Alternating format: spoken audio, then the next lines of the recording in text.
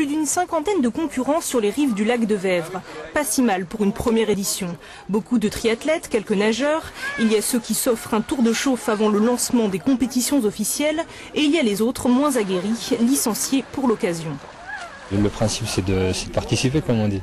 Après, on cherche pas le chrono, ni c'est de se faire plaisir.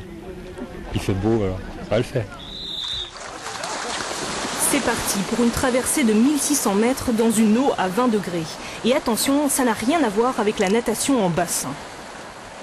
C'est beaucoup plus tactique, ça se rapproche beaucoup plus du vélo en fait que de la natation. Donc c'est vrai que les nageurs en bassin sont limités par des lignes, donc ne peuvent pas nager entre eux. Les repères visuels ne sont plus là dans l'eau, donc ils sont obligés de nager d'une autre manière pour se repérer avec tout l'aspect naturel tout autour, que ce soit les bouées, les arbres.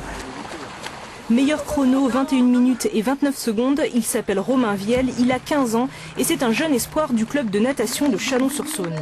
C'est simplement histoire de trouver des bons rythmes, de trouver des bonnes sensations pour dans 2 semaines pour les championnats de France.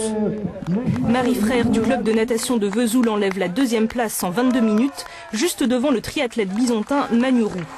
Le dernier de la course se fait attendre, il mettra 44 minutes pour arriver à bon port. Merci les bateaux, vous avez fait preuve de patience. C'est une occasion de traverser le lac encadré, organisé. Seul, c'est peut-être un peu risqué de le faire. Voilà. Et puis la vie, c'est que des défis, que ce soit sportif ou professionnel. Voilà. La traversée du lac de Vèvre pourrait devenir un rendez-vous annuel et pourquoi pas dans l'avenir une étape officielle de la Coupe de France de nage en eau libre.